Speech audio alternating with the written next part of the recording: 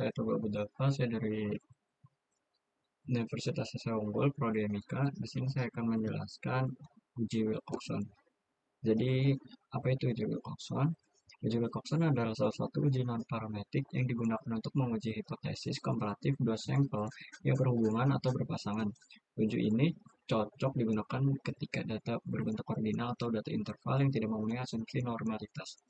Karakteristik uji Wilcoxon, jenis uji non-parametik. Tujuannya, membandingkan dua sampel berpasangan, jenis data yang digunakan ordinal atau interval yang tidak terdistribusi normal. Alternatif dari uji tes berpasangan atau paired test. Selanjutnya ada konsep dasar dan hipotesis.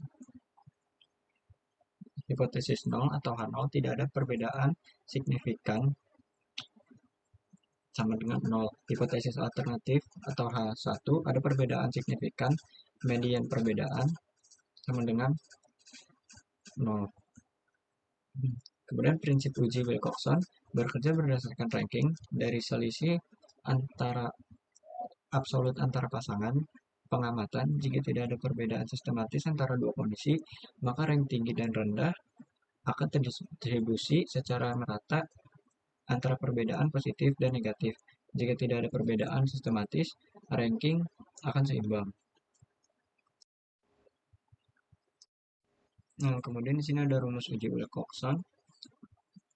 Ini rumusnya, keterangannya. T sama dengan selisih terkecil, N itu jumlah sampel, angka yang sama akan dihilangkan. Oke, selanjutnya kita langsung ke contoh soal saja. Seorang peneliti ingin mengetahui apakah pelatihan sistem pencatatan rekam medis elektronik meningkatkan waktu pengerjaan input data dengan cepat. 8 petugas dicatat waktu pengerjaan dalam menit sebelum dan sesudah pelatihan. Oke, ini contoh soalnya, tabel soalnya. Kemudian ada langkah-langkah uji Wilcoxon. Yang pertama, rumuskan hipotesis H0 tidak ada perbedaan signifikan jumlah kesalahan sebelum dan sesudah pelatihan. H1 ada perbedaan signifikan jumlah kesalahan setelah pelatihan. Yang kedua, hitung selisih atau D. Hitung selisih antara setiap pasangan pengamatan. D sama dengan X2 min X1. Ini ada tabel sesudah dikurang sebelum atau selisihnya di sini. Kemudian langkah ketiga, hilangkan selisih 0. Tidak ada data dengan selisih 0, jadi N itu kan adalah jumlah, jadi N-nya sama dengan 8. Langkah keempat, hitung nilai absolut dan buat ranking. 3 nilai pertama, ranking posisi 1, 2, 3, itu sama dengan rata-rata, seberangan 1 tambah 2 tambah 3 dibagi 3 sama dengan 2. Kemudian selanjutnya 3 nilai 5, ranking posisi 6, 7, 8, rata-rata sama dengan 6 tambah 7 tambah 8, sama dengan, dibagi 3 sama dengan 7. Langkah yang kelima, beri tanda ranking sesuai tanda D. Semua selisih negatif, jadi tanda ranking semua negatif.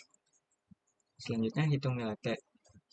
T plus sama dengan jumlah ranking dengan tanda positif sama dengan 0.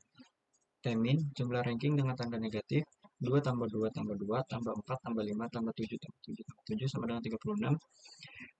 T sama dengan terkecil dari T plus dan T min. Kemudian T sama dengan 0. Langkah selanjutnya, langkah 7, hitung nilai Z Wilcoxon dengan rumus seperti ini. Z sama dengan T bagi akar.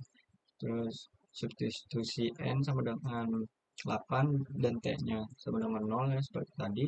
Terus kita hitung dulu numeratornya yang atas, kemudian di bagian penyebut kita hitung juga.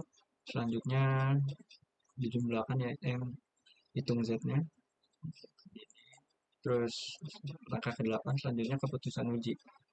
Pada alfa sama dengan 0,05, Z kritis 2 arah sama dengan 1,96, dikarenakan Z min 2,52, maka kurang dari min 1,96, hasilnya menolak H0. Selanjutnya kita harus membuat kesimpulan berdasarkan hasil uji Wilcoxon Zephyr Rank Test terhadap waktu pengerjaan input data rekam medis elektronik oleh 8 petugas sebelum dan sesudah pelatihan terdapat penurunan waktu yang signifikan setelah pelatihan dengan nilai statistik Z sebesar min 2,52 yang melewati batas kritis 1,96 pada taraf signifikasi 5%. Hal ini menunjukkan bahwa pelatihan sistem pencatatan rekam medis secara bermakna meningkatkan efisiensi kerja petugas dalam memasukkan data ke sistem, sehingga proses dokumentasi menjadi lebih cepat dan berpotensi mengurangi kesalahan pencatatan. Meskipun demikian, penelitian ini memiliki keterbatasan jumlah sampel yang relatif kecil, sehingga perlu penelitian lebih lanjut dengan sampel lebih besar dan pengambilan variabel lain yang mungkin mempengaruhi hasil. Namun, secara keseluruhan, pelatihan ini terbukti efektif dalam meningkatkan kecepatan dan kualitas pengamatan data medis, yang dapat mendukung peningkatan mutu layanan kesehatan dan menjamin informasi di institusi tersebut. Oke, selesai sudah. Terima kasih.